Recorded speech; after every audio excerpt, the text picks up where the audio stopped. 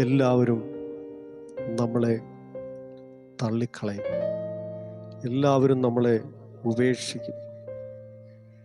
സാഹചര്യത്തിനൊത്തും സൗകര്യത്തിനൊത്തും അവരുടെ വാക്കുകളെല്ലാം അവർ മാറ്റിപ്പറയും.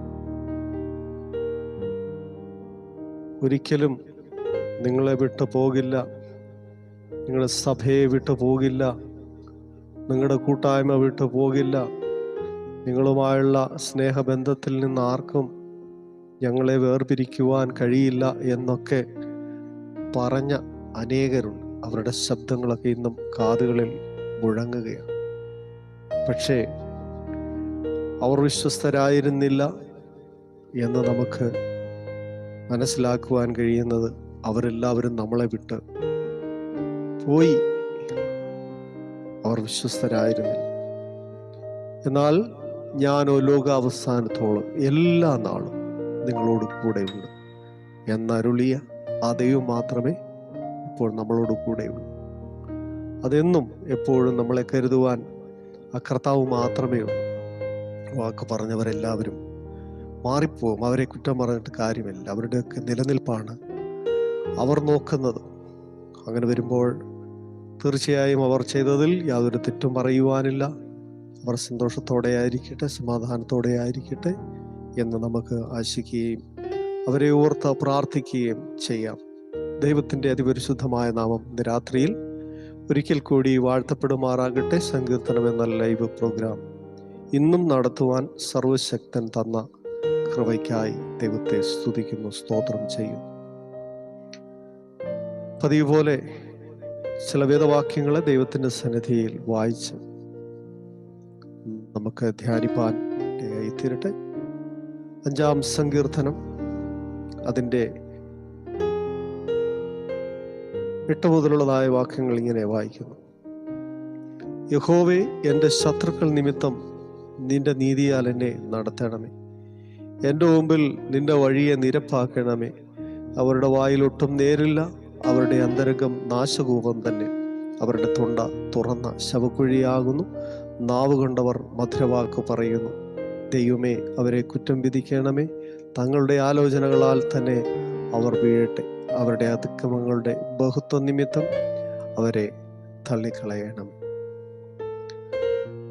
ദാവീദിന്റെ ഒരു സങ്കീർത്തന ഭാഗമാണെന്ന് അതിൻ്റെ പ്രാരംഭത്തിൽ നമുക്ക് കാണാൻ കഴിയുന്നുണ്ട്. പലപ്പോഴും ദാവീദിന് ശത്രുക്കളായി തീർന്നിരിക്കുന്നത് അവർക്ക് പ്രിയപ്പെട്ടവരായിരുന്നു എന്നുള്ളതിന് അനേക തെളിവുകൾ നമുക്ക് വേദവാക്യത്തിന്റെ അടിസ്ഥാനത്തിൽ കാണാൻ കഴിയും. എന്തുകൊണ്ടാണ് ദാവീദിന് ഇവരൊക്കെ എതിരായി മാറുന്നത് എന്ന് നമ്മൾ ഒന്ന് വചനത്തിൽ കൂടി കണ്ണോടിച്ചാൽ, ദാവീദ് ആർക്കും വലിയ പ്രശ്നങ്ങളൊന്നും ഉണ്ടാക്കുന്ന വ്യക്തി അല്ലാതിരുന്നിട്ട് കൂടി അദ്ദേഹത്തിന് എല്ലാവരും എതിരായി മാറുക. അതിന് പ്രധാന കാരണം താൻ ദൈവത്തിൻ്റെ ഒരു ദാസനായതുകൊണ്ടും ദൈവത്തിൻ്റെ അഭിഷേകം തൻ്റെ ജീവിതത്തിൽ ഉള്ളതുകൊണ്ടുമാണ്. ആ അഭിഷേകം തൻ്റെ ജീവിതത്തിൽ എന്ന് ദൈവത്താൽ അഭിഷേകം ചെയ്യപ്പെട്ടോ അന്നു മുതൽ തൻ്റെ ജീവിതത്തിൽ നിരവധി ശത്രുക്കൾ ഉണ്ടാകുവാൻ തക്കവണ്ണം. അപ്പോൾ അവരുടെ എല്ലാം നടുവിൽ നീതിയോടെ നടത്തുന്ന ഒരു ദൈവം ഉണ്ട് എന്നുള്ള തിരിച്ചറിവ് തന്നെ ഓരോ ദിവസവും ശക്തിപ്പെടുത്തിക്കൊണ്ടിരുന്നു. അതുകൊണ്ട് ദൈവം എനിക്ക് നീതി നടപ്പാക്കി തരണം, എനിക്ക് വേണ്ടി വഴിയെ നിരപ്പാക്കണം എന്ന് ദൈവത്തോട് താൻ ആവശ്യപ്പെടുകയാണ്. എന്തുകൊണ്ടാണ് എനിക്ക് വേണ്ടി ദൈവം അങ്ങനെ ചെയ്യണമെന്ന് ദാവീദ് പറഞ്ഞത്? ദൈവവുമായുള്ള തൻ്റെ ബന്ധം അത്രയ്ക്ക് ശക്തമായിരുന്നു. ഇവിടെ 7-ാം വാക്യത്തിൽ നമുക്ക് കാണാൻ കഴിയുന്നുണ്ട്, ഞാനോ നിന്റെ കൃപയുടെ ബഹുത്വത്താൽ നിന്റെ ആലയത്തിലേക്ക് ചെന്ന് നിന്റെ വിശുദ്ധ മന്ദിരത്തിന് നേരുന്നെങ്കിലുള്ള ഭക്തിയോടെ ആരാധിക്കുമെന്ന് താൻ പറയുമ്പോൾ ദൈവവുമായുള്ള ആ ബന്ധത്തെയാണ് നമുക്കവിടെ കാണാൻ കഴിയുന്നത്. അതുകൊണ്ട് യഹോവേ, എൻ്റെ ശത്രുക്കൾ നിമിത്തം നിന്റെ നീതിയാൽ എന്നെ നടത്തണമേ. ദൈവം അനീതി ചെയ്യുന്നവനല്ല. യഥാർത്ഥമായി നീതി നടപ്പാക്കി കൊടുക്കുന്ന ഒരുവൻ ഈ ലോകത്തുണ്ടെങ്കിൽ അത് ദൈവം മാത്രമേ ഉള്ളൂ. ഈ ലോകത്തുള്ള എല്ലാ നീതിന്യായ കോടതികളും പലപ്പോഴും അനീതിക്ക് കൂട്ടുനിൽക്കുന്നവരാണെന്ന് നമുക്ക് മനസ്സിലാക്കുവാൻ കഴിയുന്നുണ്ട്. അപ്പോൾ ദൈവത്തിൻ്റെ നീതി നമുക്ക് വേണ്ടി വെളിപ്പെടണം. അതാണ് ഒരു ഭക്തന്റെ പ്രാർത്ഥന. എൻ്റെ മുമ്പിൽ നിന്റെ വഴിയെ നിരപ്പാക്കണം. ദുർഘടങ്ങൾ നിറഞ്ഞതായ ഈ ആത്മീയ ജീവിതത്തിൻ്റെ മേടുകളിൽ പല രീതിയിലുള്ളതായ പ്രതിസന്ധികൾ ഒളിഞ്ഞിരിക്കുന്ന ഒരു മേഖലയായതുകൊണ്ട് തീർച്ചയായും ഒരു ദൈവപൈതൽ ദൈവത്തോട് പ്രാർത്ഥിക്കേണ്ടതായ ഇപ്രകാരമാണ്: ദൈവമേ, എൻ്റെ മുമ്പിലുള്ളതായ വഴിയെ നീ നിരപ്പാക്കണമേ. ദാവീദ് തന്നെ അത് പറയുന്നുണ്ട്: ദൈവം എൻ്റെ ഗമനത്തെയും ആഗമനത്തെയും എന്നേക്കും സ്ഥിരമാക്കും.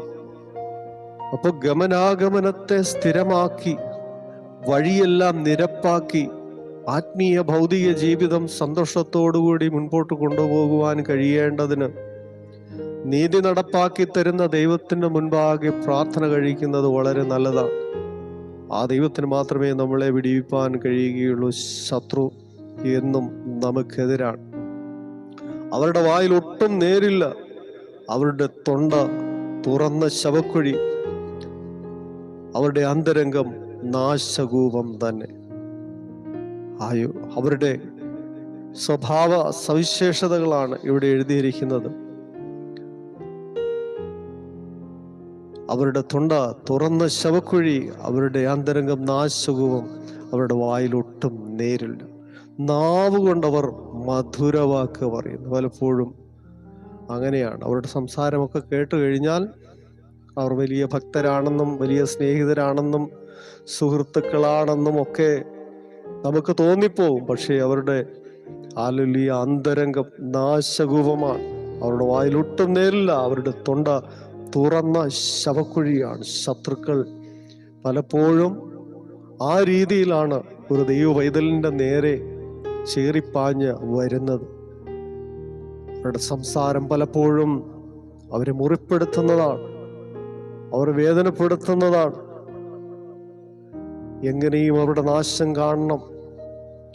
ഞാൻ ഈ വിശ്വാസ ജീവിതത്തിൽ നിന്ന് പോയാലും തരക്കേടില്ല, അവൻ വിശ്വാസ ജീവിതത്തിൽ നിലനിൽക്കരുത്, അവനൊന്നും നേടിയെടുക്കരുത്, അവനൊന്നും സമ്പാദിക്കരുത്, അവനും അവൻ്റെ കുടുംബവും തകർന്നു പോകണമെന്ന് ആഗ്രഹിക്കുന്ന, ചിന്തിക്കുന്ന പലരെയും നമുക്ക് കാണാൻ കഴിയും. ആ രീതിയിലുള്ളതായ പ്രവർത്തന മേഖലകളിൽ കൂടി കടന്നു പോകുന്ന ചിലരെ നമുക്ക് കാണാൻ കഴിയും. ഇന്ന് രാത്രിയിൽ അവരോടുള്ളതായ ദൈവത്തിൻ്റെ സമീപനം വളരെ മോശമായിരിക്കും എന്നുള്ളതിന് യാതൊരു സംശയവുമില്ല. താഴോട്ടുള്ളതായ വാക്യങ്ങൾ നമുക്കത് കാണാൻ കഴിയുന്നുണ്ട്. അത് വിശദീകരിക്കാതെ മുന്നോട്ട് പോകട്ടെ. നാവ് കൊണ്ടവർ മധുരവാക്ക് പറയുന്നു: ദൈവമേ, അവരെ കുറ്റം വിധിക്കണമേ, അവരുടെ ആലോചനകളാൽ തന്നെ അവർ വീഴട്ടെ. അപ്പൊ ദൈവം അവർക്ക് തീർച്ചയായും അവനവൻ ശരീരത്തിലിരിക്കുമ്പോൾ ചെയ്തത് നല്ലതാകലും തീയതാകലും അതിന് തക്കവണ്ണം പ്രാപിപ്പാൻ എല്ലാവരും ക്രിസ്തുവിന്റെ ന്യായാസനത്തിന് മുൻപാകെ നിൽക്കേണ്ടവരാകുന്നു. അതുകൊണ്ട് ദൈവത്തിന്റെ ഭാഗത്തു നിന്ന് അങ്ങനെയുള്ളവർക്ക് ന്യായമായ പ്രതിഫലം ലഭിക്കും എന്നാണ് ഇവിടെ താൻ പറയുന്നത്. അത് ദൈവത്തിൻ്റെ കരങ്ങളിൽ ഇരിക്കുന്നതായ കാര്യമായതുകൊണ്ട് അതിനെക്കുറിച്ച് കൂടുതൽ അങ്ങനെ ചെയ്യണമേ എന്ന് പറയുവാൻ നമുക്ക് അധികാരവും അവകാശവുമില്ല. അതുകൊണ്ട് ഇന്ന് രാത്രിയിൽ അവർക്ക് നല്ലത് വരുത്തണമേ എന്നുള്ളതായ പ്രാർത്ഥനയാണ് യേശുക്രിസ്തു നമ്മളെ പഠിപ്പിച്ചു. നിന്റെ ശത്രുക്കൾക്ക് വേണ്ടി പ്രാർത്ഥിപ്പീൻ, നിന്നെ ഉപദ്രവിക്കുന്നവരെ ശപിക്കാതെ അനുഗ്രഹിച്ച് പ്രാർത്ഥിപ്പീൻ. അതാണ് നമ്മുടെ നാഥൻ നമ്മളെ പഠിപ്പിച്ചിരിക്കുന്നത്. അതുകൊണ്ട് അവർക്ക് എന്തെങ്കിലും സംഭവിച്ചു പോകട്ടെ എന്നുള്ളതായ ഒരു പ്രാർത്ഥനയും നമ്മൾ പ്രാർത്ഥിക്കാൻ പാടില്ല. അങ്ങനെ ഒരു ചിന്ത പോലും നമ്മുടെ ഹൃദയത്തിൽ വരാൻ പാടില്ല. എന്തുകൊണ്ടാണ് ദാവീദ് അങ്ങനെ പറഞ്ഞതെന്ന് ചോദിച്ചാൽ, നിന്നോടല്ലോ അവർ മത്സരിച്ചിരിക്കുന്നത്, ദൈവത്തോടാണ് ഇവർ മത്സരിച്ചിരിക്കുന്നത്, അല്ലാതെ ദാവീദിനോടല്ല. കാരണം ദാവീദ് ദൈവത്തിന്റെ പൈതലായിരിക്കുമ്പോൾ അവൻ ദാവീദിനോടല്ല ഈ ജനം മത്സരിച്ചിരിക്കുന്നത്, ദൈവത്തോടാകുന്നു. ദൈവവചനം ഇങ്ങനെ പറയുന്നു, ദൈവത്തിൻ്റെ ഭക്തന്മാരെ തൊടുന്നവർ ദൈവത്തിൻ്റെ കൃഷ്ണമണിയെ തൊടുന്നത് പോലെയാണ്. അപ്പോൾ വളരെ സീരിയസ് ആയിട്ടുള്ള ഒരു മാറ്ററാണ് ദൈവഭക്തന്മാരെ ആരെങ്കിലും ഏതെങ്കിലും നിലയിൽ ഉപദ്രവിക്കുന്നത്. ഒരിക്കലും ദൈവത്തിന് ഇഷ്ടമുള്ളതായ ഒരു കാര്യമല്ല. അവരുടെ വായിൽ ഒട്ടും നേരില്ല, അവരുടെ അന്തരംഗ നാശകൂപം തന്നെ, അവരുടെ തൊണ്ട തുറന്ന ശവക്കുഴിയാകുന്നു. നാവ് കൊണ്ട് അവർ മധുരവാക്ക് പറയുന്നെങ്കിലും അവരുടെ പ്രവർത്തന മേഖലകളെല്ലാം വളരെ റഫായിട്ടുള്ളതാകുന്നു. അതുകൊണ്ട് തങ്ങളുടെ ആലോചനകളാൽ തന്നെ അവർ വീഴട്ടെ. അവരുടെ അതിക്രമങ്ങളുടെ ബഹുത്വം നിമിത്തം നീ അവരെ തള്ളിക്കളയണമേ. അവരുടെ അതിക്രമങ്ങൾ വളരെ ആയിരിക്കുകയാണ്. അതുകൊണ്ടാണ് ദാവീദ് അങ്ങനെ പറയുന്നത്, നിന്നോടല്ലോ അവൻ മത്സരിച്ചിരിക്കുന്നത്, എന്നോടല്ല, ദൈവത്തോടാണ് അവർ മത്സരിച്ചു കൊണ്ടിരിക്കുന്നത്. അതുകൊണ്ട് ഇന്ന് രാത്രിയിൽ നമുക്ക് ദൈവത്തിൻ്റെ സന്നിധിയിലേക്ക് അടുത്തു വരാം. നമുക്കെതിരായി വരുന്ന ശത്രുവിൻ്റെ ഏത് തന്ത്രങ്ങളിൽ നിന്നും നമുക്ക് വഴുതി മാറി ദൈവത്തിലുള്ളതായ ആശ്രയം കൊണ്ട് നമ്മൾ വിടുതൽ പ്രാപിക്കുവാൻ തക്കവണ്ണം ഇടയായി തീരേണ്ടതിന്, നമ്മുടെ വഴിയെ നിരപ്പാക്കേണ്ടതിന്, നമുക്ക് വേണ്ടതായ നീതി ദൈവം നടപ്പാക്കേണ്ടതിന് ഇന്ന് നമുക്ക് ദൈവസന്നിധിയിലേക്ക് അടുത്തു വരുവാൻ കഴിയുന്നെങ്കിൽ ആമേൻ, ദൈവത്തിൻ്റെ ഭാഗത്തു നിന്നുള്ളതായ അനുകൂലമായ ഒരു മറുപടി നമുക്ക് വേണ്ടി വെളിപ്പെടുവാൻ തക്കവണ്ണം ഇടയായി തീരും.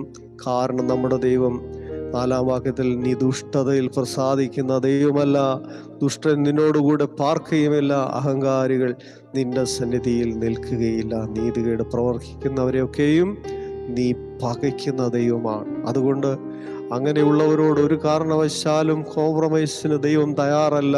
ഇന്ന് രാത്രിയിൽ ദൈവഭക്തനായിരുന്ന്, ദൈവദാസനായിരുന്ന്, അവൻ്റെ ആജ്ഞയനുസരിക്കുന്ന ഒരു പൈതലായിരുന്നു കൊണ്ട് ജീവിതം നയിക്കുവാൻ ആഗ്രഹിക്കുന്നെങ്കിൽ അവർക്ക് വേണ്ടി വെളിപ്പെടുന്ന ഒരു ദൈവമുണ്ട്.